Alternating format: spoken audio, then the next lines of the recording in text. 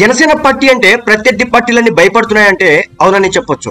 ఎందుకంటే జనసేన పార్టీ సింబలే మాకు కావాలంటూ మరో పార్టీ రంగంలోకి దిక్క జనసేన పార్టీ సింబల్ ని క్యాన్సిల్ చేయాలని చెప్పేసి వైసీపీ రంగంలోకి దిగింది. జనసేన పార్టీ స్థాపించి 15 ఏళ్లైనప్పటికీ గాజు గ్లాసు కోసం ఇంకా ఇంత ఫైటింగ్ ఎందుకు? 10 ఏళ్లైనప్పటికీ 2014 ఎన్నికల్లో జనసేన పార్టీ పోటీ చేయలేదు. ఏపీలో జనసేన ఆవిర్భవించి సుదీర్ఘకాలం అవుతుంది, కానీ ఇంతవరకు సరైన విజయం దక్కలేదు. 2014 ఎన్నికల్లో రాష్ట్రంలో టీడీపీకి, కేంద్రంలో బీజేపీకి పవన్ మద్దతు పలికారు. ఆ ఎన్నికల్లో రెండు పార్టీలు విజయం సాధించాయి.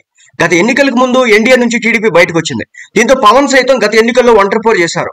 టీడీపీ, బీజేపీ, జనసేన ఎవరికి వారు పోటీ చేయగా 3 పార్టీలకు ఓటమి ఎదురైంది. గత ఎన్నికల్లో ఓటమి తర్వాత పవన్ ఎన్డీఏలో చేరారు. ఇప్పుడు తెలుగుదేశం పార్టీతో పొత్తు పెట్టుకున్నారు. బీజేపీ ఒప్పించే ప్రయత్నం చేస్తున్నారు. ఇటు రాష్ట్రంలో అటు జాతీయ స్థాయిలో గుర్తింపు దక్కించుకున్న జనసేన పార్టీ గుర్తు విషయంలో మాత్రం తడబడుతోంది. గాజు గ్లాసు గుర్తును దక్కించుకునేందుకు పడరాని పాటలు పడాల్సి వస్తోంది. 2014 ఎన్నికల్లో జనసేన పోటీ చేయలేదు, కానీ ఎలక్షన్ కమిషన్ మాత్రం రిజిస్టర్డ్ పార్టీగా జనసేనకు గాజు గ్లాసు గుర్తు కేటాయించింది. 2019 ఎన్నికల్లో 130 మందికి పైగా అభ్యర్థులు జనసేన తరపున అసెంబ్లీ స్థానాలకు పోటీ చేశారు. సగానికి పైగా ఎంపీ నియోజకవర్గాల నుంచి జనసేన అభ్యర్థులు బరిలో దిగారు. గాజు గ్లాసు గుర్తుపై పోటీ చేశారు, కానీ ఆ ఎన్నికల్లో జనసేన ఒకే ఒక అసెంబ్లీ స్థానానికి పరిమితమైంది. దీంతో ఎన్నికల నిబంధనల ప్రకారం నిర్ణీత ఓట్లు, సీట్లు దక్కకపోయేసరికి జనసేన గాజు గ్లాసు గుర్తును ఫ్రీ సింబల్ జాబితాలో చేర్చుతూ ఎలక్షన్ కమిషన్ నిర్ణయం తీసుకుంది.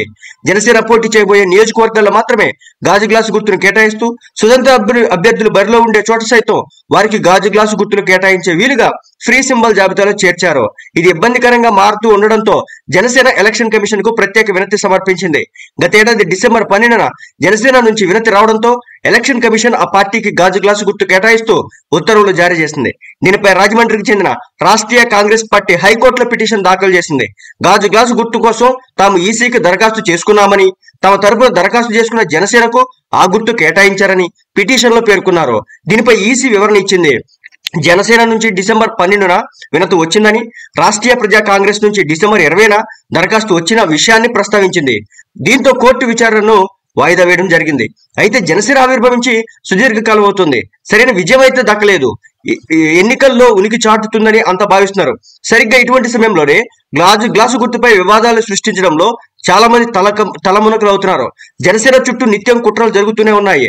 హైకోర్టులో తనకు తప్పకుండా న్యాయం జరుగుతుందని చెప్పి ఆశాభావం వ్యక్తం చేస్తున్నారు. మొత్తానికైతే జనసేన గుర్తు యొక్క వివాదం అయితే వేయడం లేదు. మన తెలంగాణ ఎన్నికల్లో సైతం జనసేనను టార్గెట్ చేసుకుని ఇండిపెండెంట్ల బరిలో దిగారు. గాజు గ్లాసు గుర్తున పోలు ఉన్నటువంటి బకెట్ గుర్తును దక్కించుకున్నారు. దాంతో జనసేనకు నష్టం జరిగింది. ఇప్పుడు కూడా ఏపీ ఎన్నికల్లో ఈ గుర్తు వివాదం తెరపైకి తీసుకొస్తున్నారు.